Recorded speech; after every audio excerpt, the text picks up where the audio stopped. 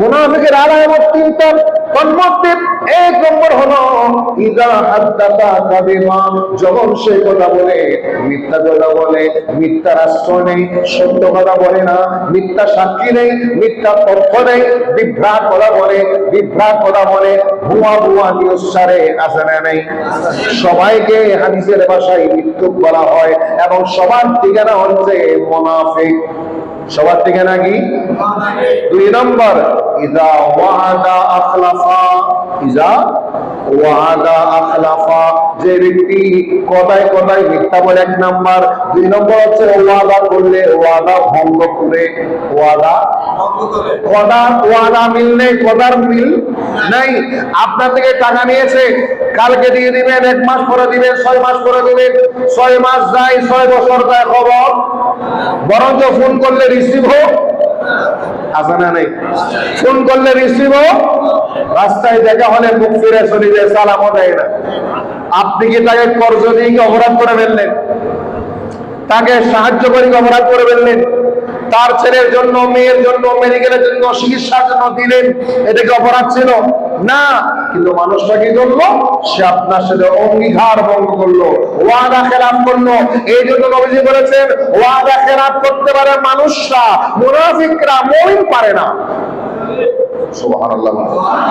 আল্লাহ ইরশাদ করেন ইযা ওয়াদা আখলাফা, যে ব্যক্তি ওয়াদা করলো, ওয়াদার সাথে ওয়াদা খেলাফ করলো, মিথ্যা ওয়াদা ভঙ্গ করলো, নবী ইরশাদ করলেন সে মুমিন নয়, সে মুনাফিক, সে মুনাফিক। 3 নম্বর হচ্ছে ইযা তুমিনা খানা, ইযা তুমিনা খানা, যখন সে আমানত রাখে, আমানত খেয়ানত করে, আমানত রক্ষা, বলেন আমানত রক্ষা। আমানত শুধু টাকার আমানত নয়। আপনি টাকা আমানত রেখেছেন, ওটা একটা আমানত ছিল। আপনি একটা গোপন কথা বলেছেন, ওটা একটা আমানত ছিল, ঠিক না? আপনি একটা পার্সোনাল কথা বলেছেন, ওটা একটা আমানত ছিল। সে পার্সোনাল আমানতটা সে রক্ষা করে নাই। আজকে আপনার থেকে শুনেছে, কালকে গিয়ে আরেকজনকে বলে দিয়েছে। এবং আমার বিশ্বাস করলেন ইদা তুমিনা খানা, এই আমানত খেয়ানত করার কারণে, আমানত রক্ষা না করার কারণে সে মানুষটা মুমিন হতে পারে না, তাকে মুমিন বলা যায় না, সে মুনাফিকের কাতারে চলে গেল। কোন কাতারে? মুনাফিকের কাতারে চলে গেল। অন্য হাদিসের মধ্যে রয়েছে আমাদের বিশ্বাস করলেন আরেকটা আলামত পাবেন, ইদা খাসামা ফাজারা, ইদা খাসামা ফাজারা।